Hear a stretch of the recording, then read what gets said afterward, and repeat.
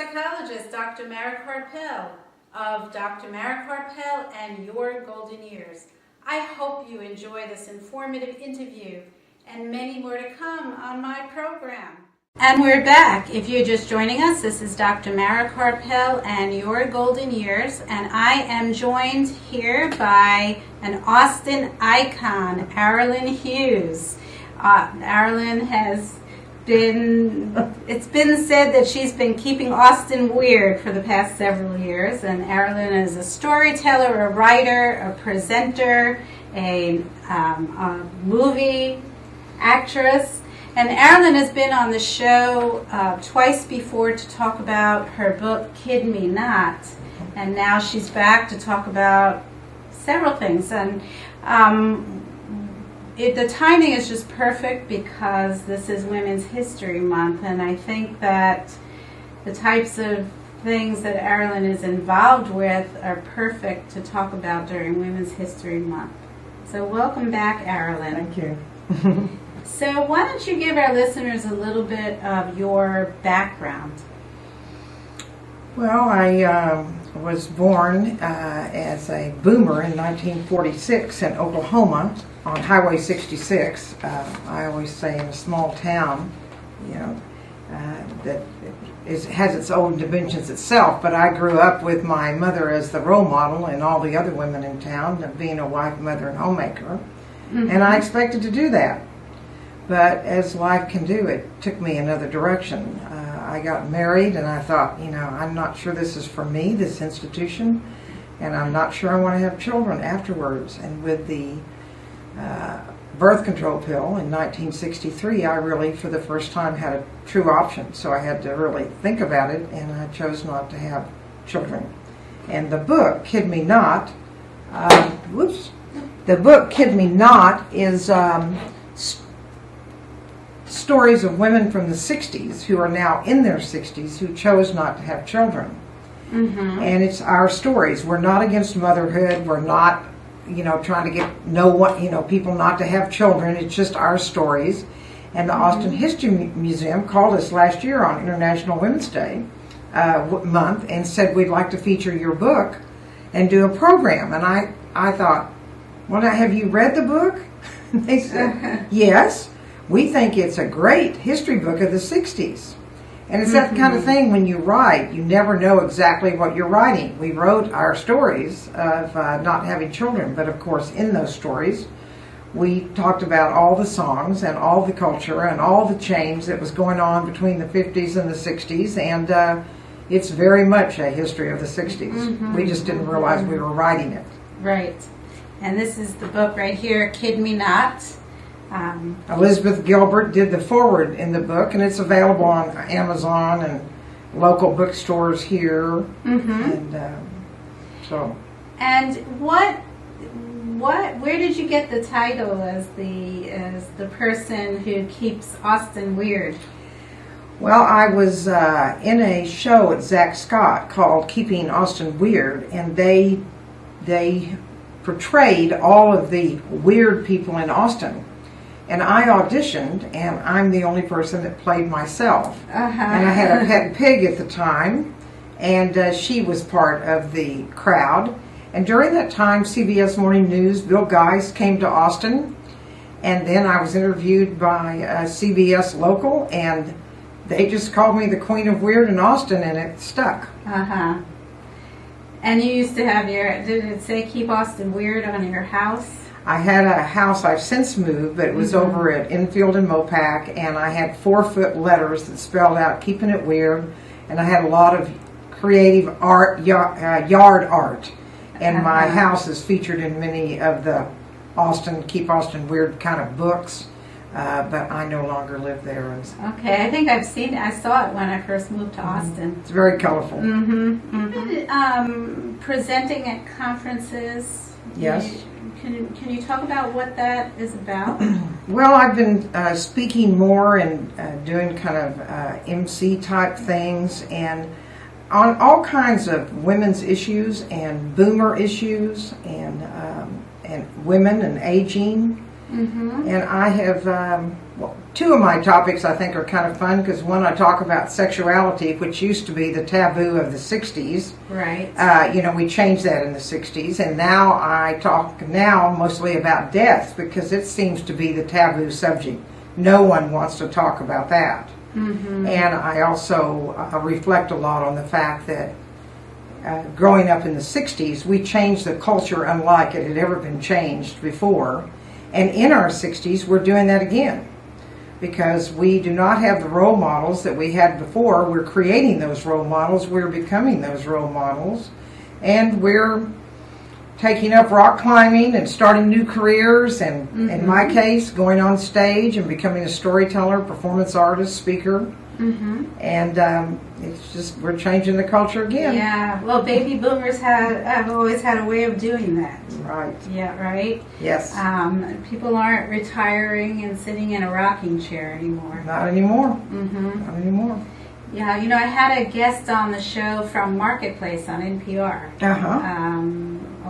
He was on twice, and he wrote a book called Unretirement. Unretirement, I like that. About that very topic. Now, people may retire from one job, but then they start up a whole new job, maybe following their passion. Right. And following my passion of going on stage and telling my story, because I think my stories are universal and people can relate to them as men or women, or even millennial women who have been very attracted to my shows, and also to the documentary movie Love in the 60s that they did on me, which is somewhat about my life is, very different, and what I expected and how it actually turned out. And the millennials are quite enamored by it, because I talk about death, I talk about sexuality, I talk about going on stage, I talk about looking at being a dominatrix as a retirement option, because men get more conservative as they get older and women get more radicalized. That's a quote by Gloria Steinem. And so, I get to do fun things like that and talk about them, and it scares me sometimes, but I continue to go back on stage.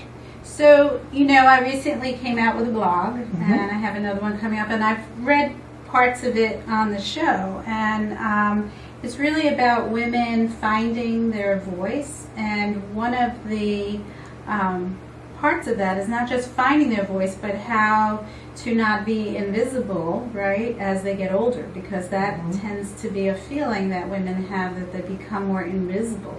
Yes. Obviously, you have not become invisible. So what empowers you? How do you do that? Or what do you think keeps you going, keeps you having a voice? Well, as men age, they become more powerful. As women age, they somehow become less empowered sometimes, because many are mothers and homemakers, and they lose power rather than gain power as they age and change.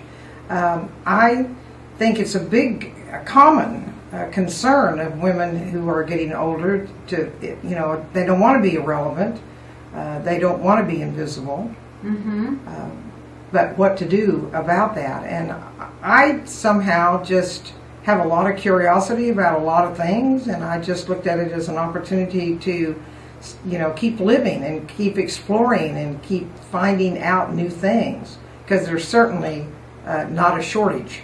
Right. I can barely keep up sometimes. I feel like, all the time I'm going about that. And so I think curiosity and just getting out there and walking the talk, doing what you say you want to do. And I find that women spend a lot of time sometimes trying to find out what it is, what their calling is, so to speak. Right. And I think sometimes that doesn't empower them to actually go ahead and live. If they just get out there and live their lives every morning, get out and, go out and see, they don't want to miss an opportunity of any kind, that you will be living your calling, because it will just take you there. But, looking and trying to determine your calling, it's just exhausting, and people spend a lot of time doing it, and they're not living their lives. They're trying to figure out their calling. I know a lot of women who do that. Yeah. So, you know, basically what you're saying is that how do you know what your calling is if you haven't gotten out there to even see what's out there? Right. Right? Right. People want to just kind of conjure it up in their mind. That's not really, your mind can't even tell you everything out there. I know my calling every day by what I do. Mm-hmm. That's my calling, because Right. that's what I want to do. I mean, I'm, you know, fortunate to not be working a full-time business that I used to do as a real estate broker. And so I get to choose what I want to do, and that becomes my calling, because I choose Right. what I like to do. Mm-hmm. And it sounds like, you know, you've found things that you like Yeah. along the way just by trying them. And I've also spend a lot of time trying to be with people who inspire me and who are also living their lives. I like to be around those kind of people, and that helps because they inspire me, I inspire them. We just are kind of moving and shaking all together. Right. Okay. All right. That makes sense. And it sounds like you're not afraid of being afraid.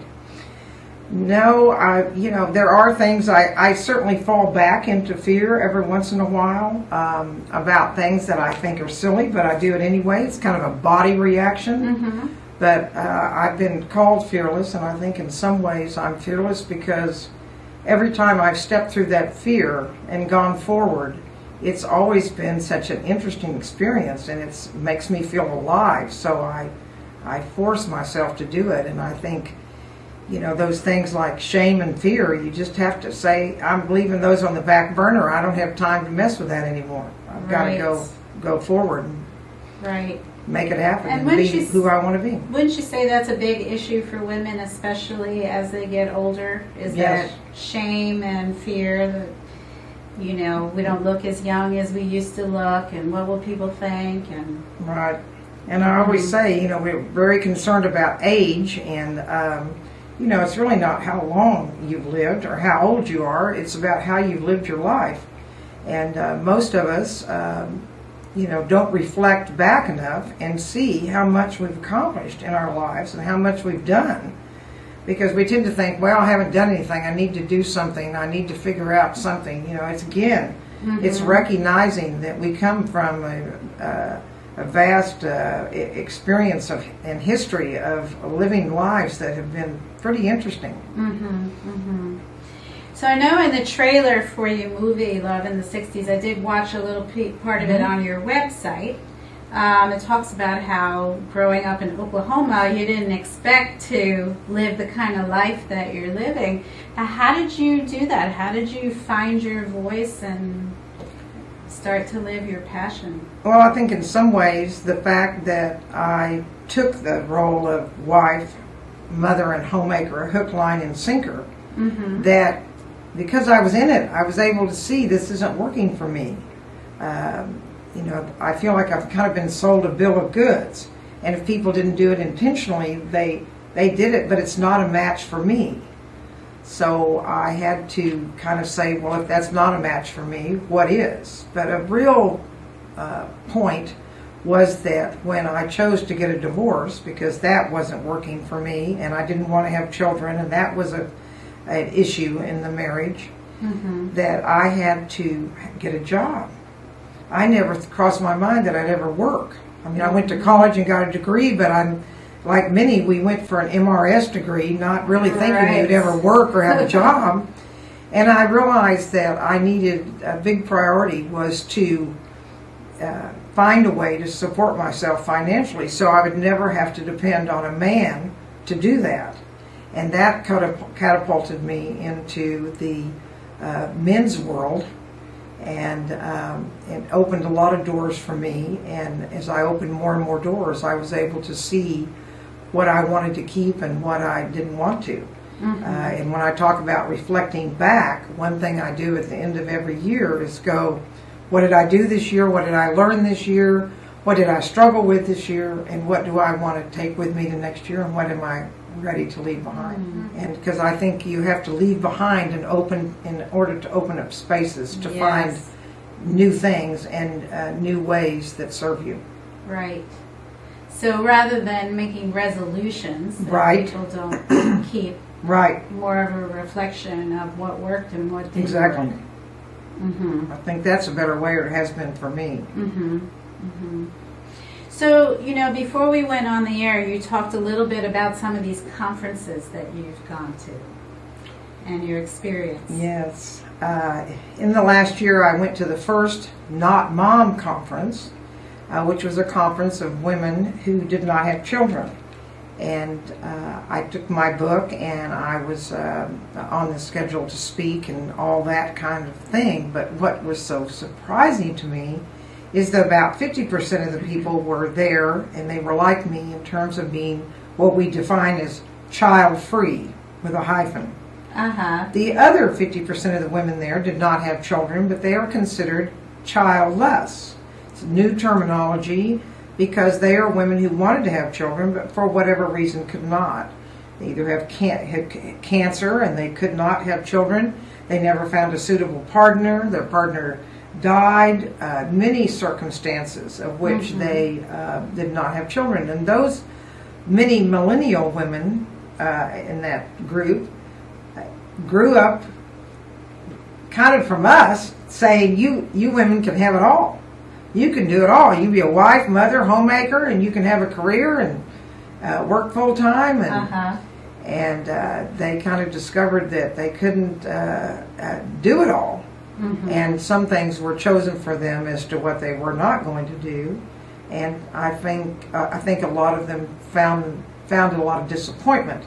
One thing, I try to mentor younger women, and one of the things I tell them is that expectations minus reality equals disappointment. Mm-hmm. So when you have a lot of expectations or a lot of things that are going to happen in your life, and you're not, you're driving that car that direction and not deviating, sometimes it can lead to disappointment when you have reality step in. Right. I think, a lot of women believe that they can do it all, and you've been told you can do it all, and why not? Mm-hmm. Helen Gurley Brown in the Cosmopolitan magazine said, women can have it all, but she didn't have children. Mm-hmm. So she didn't have that part, and that was also a big part that allowed her to do many other things. So women just have to make choices, right? Yes. And they can have it all, but not all at once. Maybe not all at once. I mean, they can choose. They have it all to choose from. Right. Right. Women have it all to choose from, but you can't do everything. Right. And still be happy. I mean, I chose to make money and have a career after being married and thinking I was going to be a wife, mother, and homemaker, and now in my 60s, soon to be 70, I will, I just doing my creative thing. If it's, my days are spent in creativity. Mm-hmm. If it's not backed in creativity, I don't do it. That's great. Now, I say that, and that's not totally true. We all have to do that, pay the bills, and we have to do the laundry. Yeah, right? We have to do the laundry, and we have to cook some things. Right. But, generally, though, I live my life in creativity, in the arts, and that's not something I did in the past. Mm-hmm. So much as I do now. Right. I've gone in. So do you think that doing the things that you love to do has given you power and voice in your life? Even, running into the obstacles that women tend to run into, do you think that is a really powerful tool? I think when you're doing what you love and what you want to do and what feeds you, that you feel alive. Mm-hmm. And I think that's really what it's about. We all want to feel alive. We all want to have experiences that make us feel alive. And if you can get that, then you're home free. Right. Because that's really what it's about, I think. Right. Because we were just talking before we went on the air, about how a lot of people think that women who are, quote, feminist or looking for women's rights are seen as angry and always fighting. Right. And it sounds like really it's not about fighting, it's about doing what you want to do. Right. and empowering other people to do the same. Men, women, children, millennials. That's one thing is, you know, I want to make some difference while I'm here, and I just think if I can inspire one person to be more of who they really are and who they want to be and to follow their nature, then I've been a success. Right. Right. No matter how small. I don't have grandiose ideas. Right. Right. And I think that's, you know, you hit it, because just a preview for part 2 of my blog, that was the #1 way of how to find your voice, was to follow your dreams. Because it doesn't have to be all about fighting and trying to be a man, because we're not. Right. It's about finding who you are and doing what you want to do. Right, and empowering both the feminine and the masculine within ourselves, because we all have those two, and it's kind of, for me, it's sometimes a balance, because sometimes I get a little heavy on the masculine side, certainly when I was, you know, in business, but now I'm trying to stay a little more on the feminine side. So it's always a balance. It's always interesting to look at. You must have read my blog. Yeah, I did read your blog. All right, the second We're on the same wavelength, I think. Yes, because it's not about, you know, denying that we're women. It's about finding our power as women, right? Not having a...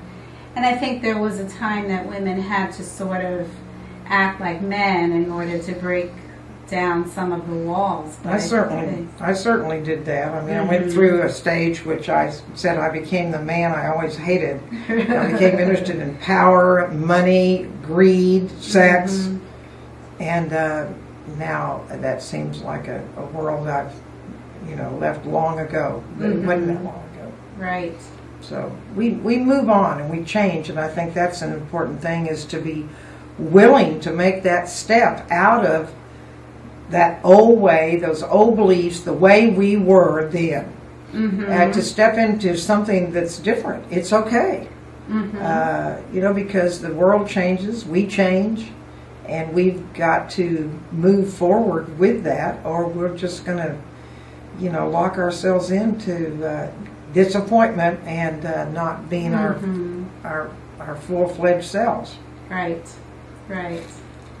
And standing up for each other, I think, is really important. Yes, right? Yes, and being mentors to younger women, because for those of us who didn't have children, I think I have lots of millennial friends, and they don't see me, even though I'm much the same age as their mother or grandmother. They don't see me in the same space. Because I'm not like them, not bad or good, I'm just not like them. Right. And so they relate to me differently, and they can tell me and talk to me about things that sometimes they can't do or say or be with their mother. And not that they don't love their mothers, or it's just a different kind of connection. Dynamic, yeah. And I think it's really important to have mentors. Right. And you know, I've spoken about that on this show, and I wrote about it in my blog. You know, as a student, as a graduate student, I didn't until towards the end of my graduate school training, and that, I think, shifted everything. Once I had those female mentors who I felt like I could be like them, then I felt more confident in my own abilities. I think that's definitely true. And sometimes it's just little things. It's not like, you know, taking on a 10-year mentoring job. Right. Sometimes it's just kind of being there at a point that you can, you know, catapult them to another place that moves them where they want to go. So, Aralyn, if people want to read your book or watch your movie or see the trailer of your movie or find out more about what you're doing, how can they do that? Okay, well, Kid Me Not and Love in the 60s, the DVD, is on Amazon. So you can get the book on Amazon, and you can stream the video on Amazon. It's also available in the Austin Public Library. The DVD is, and the book. And Vulcan Video has the Love in the 60s DVD. And then I periodically, if you want to get on my email list, I periodically have private showings or we do a bigger event. We premiered the film already, but we're still doing some. We did a showing on the 24th of March at Vortex Theater, and we sold out a week in advance for that show. So, and in some ways, the film's becoming a little culty. You know, it's kind of like people see it, then they want to bring back their friends to see it, and then they want to see it the second time, and they get different things out of it the second time, and people are doing it in their homes. You know, people have these movie theaters in their homes now, or they just have a big TV screen, and they just get some popcorn and some Cokes and bottles or whatever, and have their friends all come over, because the movie certainly sets off a lot of discussion afterwards regarding feminism, sexism, women's issues of all kinds, death, you name it. It's kind of got it in there. Okay. And the book has a foreword by Elizabeth Gilbert, who wrote Eat, Pray, and Love. And it's 15 stories of women who chose not to have children, and it won a Texas Authors Book Award in 2015. And we're pretty proud of the book. And they bought the rights and published the book in Korean. We just got it published this week, but these are our words. They changed the cover. It looks a little more Korean than American. And so that's kind of exciting. That's exciting, yeah. And you have a website. I have a website, and you know, if you can spell my name, Aralyn, Aralyn, my website is aralyn.com, and my email is aralyn@aralyn.com. So that's it's easy. ARALYN@ARALYN.com. Okay, and I'm going to post that later tonight on my website as well, so if people listening to the show want to find out more or get on my mailing list, and I do performances also, which they might, live performances as a storyteller. Okay. They're pretty exciting too. I bet. All right. Well, thanks so much for coming. Delighted to be here again. I'd love to have you back again sometime and fill us in on what you're doing next. Yes. All right. All right. So we're going to take a quick break. So don't go anywhere. We will be right back.